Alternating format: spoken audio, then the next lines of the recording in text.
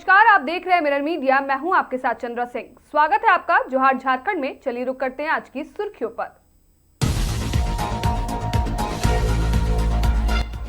Abua Disom budget 2026-27 युवाओं, महिलाओं और किसानों पर बड़ा दाव।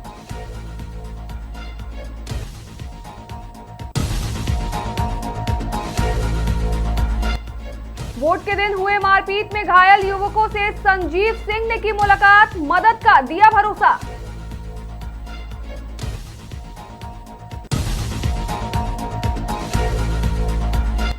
जामताड़ा में वोटिंग की रात घर में लाखों की चोरी, चोर लोहे के औजार से ताले तोड़कर फरार।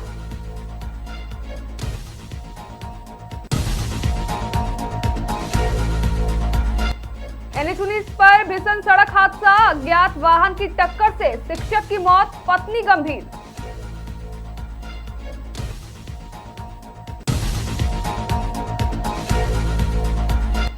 बागमारा में आउटसोर्सिंग माइंस में बड़ा हादसा, वाहन गिरने से 3 कर्मी गंभीर।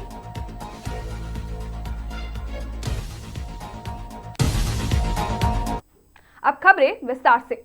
झारखंड के वित्त मंत्री राधा कृष्ण किशोर ने विधानसभा में साल 2026-27 का बजट पेश किया, जिसे अबुआ दिसोम बजट नाम दिया गया है। इस बजट में युवा, महिला और किसानों पर विशेष फोकस रखा गया है। मैया सम्मान योजना के तहत 18 से 50 वर्ष की महिलाओं के लिए 14,000 करोड़ से अधिक का प्रावधान किया गया है। 750 अबुआ दवाखाना, 200 यूनिट मुफ्त बिजली, 785 किलोमीटर सड़कों का उन्नयन और नए मेडिकल कॉलेजों की स्थापना का प्रस्ताव शामिल है। साथ ही शिक्षा और कृषि योजनाओं के बजट में भी उल्लेखनीय बढ़ोतरी की गई है। 26-27 में 730 करोड़ का वर्ल्ड इकोनॉमिक फोरम मंच के माध्यम से झारखंड ने 1,24,230 करोड़ के दिवस प्रस्ताव प्राप्त किए, जिनसे स्टील, एनर्जी, विनिर्माण और अवसंरचना क्षेत्र में लगभग 45,000 रोजगार अवसर सृजित होने का लक्ष्य है। उसके बाद फोकस है कि हम लोगों ने ये देखा है कि हमारे पास खनिज संपदा है, हम उस पर आधारित अपने रेवेन्यू कलेक्शन को बढ़ा सकते हैं, लेकिन पर्यटन एक महत्वपूर्ण है। आप देश के विभागों की योजनाओं में महिलाओं से संबंधित लगभग 232 योजनाओं के आधार पर जेंडर बजट तैयार किया गया, जिसमें 34,211 करोड़ 27 लाख रुपए राशि का उपबंध किया गया।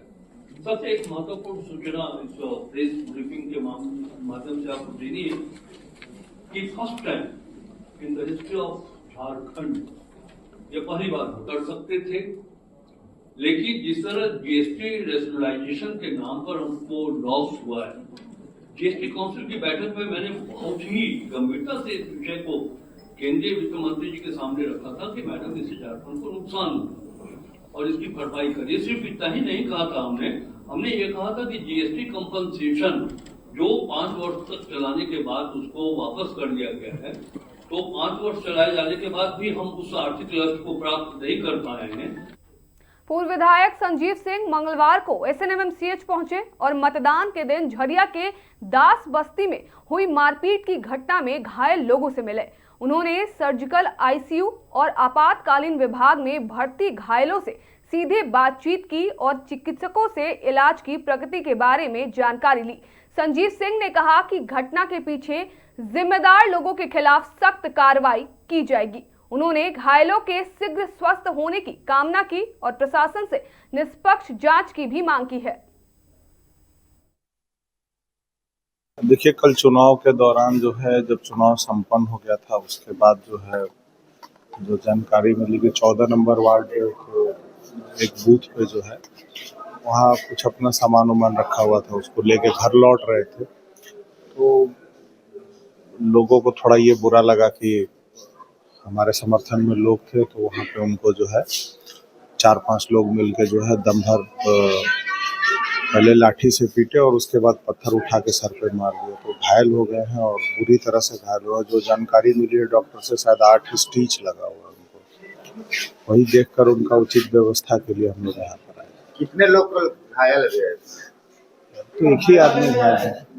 जिस FIR वगैरह कुछ हुआ? चुनाव के बीच में ऐसा संभव हुआ है क्या? कुछ है ही नहीं, कुछ तो दिखाता है कि जिस तरीके से लोकतांत्रिक पर्व में।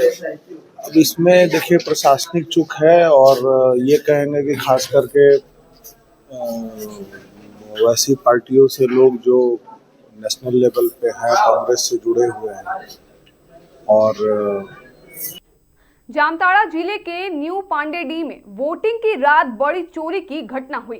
राजेश कुमार सिंह के घर से करीब 17 लाख रुपए के सोना चांदी के जेवरात और 3,62,000 रुपए नगद चोरी हो गए।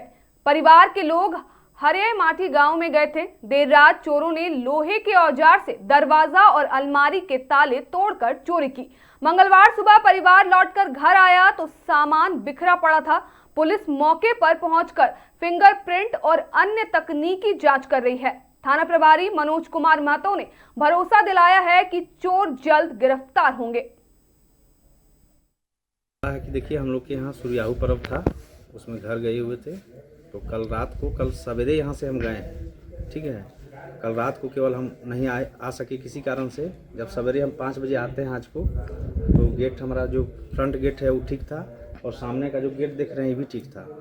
और गेट खोलने के बाद जब घुसे तो मेन गेट जो है वो अंदर से लगा हुआ था। तो हम बगल वाला को बुलाए और बगल वाला को बुलाने के बाद जो है उसके छत पर चढ़ के पीछे साइड गए तो देखे पूरा खुला था। और छत से फिर नीचे आए तो देखे दोनों रूम टूटा हुआ है, दोनों गोदरेज टूटा हुआ है और गोदरेज से करीबन 15 से 17 लाख का जेवरात और लमसम 3,60,65,000 कैश लेके चला गया है। वो राजेश जी के घर में रात में गैप तोड़ ताला तोड़ के निकल गए जेवरात से। NH-19 पर मंगलवार को हुए भीषण सड़क हादसे में एक शिक्षक की मौत हो गई, जबकि उनकी पत्नी गंभीर रूप से घायल हो गई हैं। हादसा उस समय हुआ जब देवरी थाना क्षेत्र निवासी दंपति राज धनवाड़ से धनबाद की ओर आ रहे थे। इसी दौरान अज्ञात वाहन ने उनकी बाइक को जोरदार टक्कर मार दी। टक्कर इतनी भीषण थी कि बाइक सवार शैलेंद्र हेब्रम गंभीर रूप से घायल हो गए।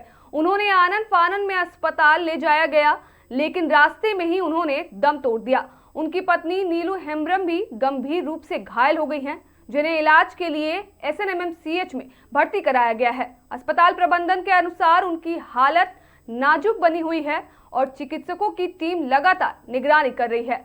घटना की सूचना मिलते ही पुलिस मौके पर पहुंची और मामले की जांच शुरू कर दी है।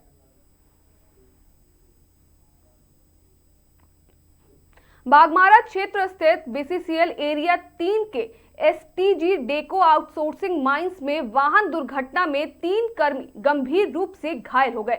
बताया जाता है कि माइंस में मार्ग परिवर्तन का कार्य चल रहा था। इसी दौरान रास्ता काटा गया था। वाहन चालकों को मार्ग परिवर्तन की जानकारी नहीं होने के कारण एक वाहन कई फीट नीचे जा गिरा। हादसे के बाद घायलों को तत्काल अस्पताल भेजा गया, जहां उनकी हालत गंभीर बताई जा रही है। घटना को लेकर प्रबंधन पर लापरवाही के गंभीर आरोप लग रहे हैं। मामले की जांच की मांग उठ रही है।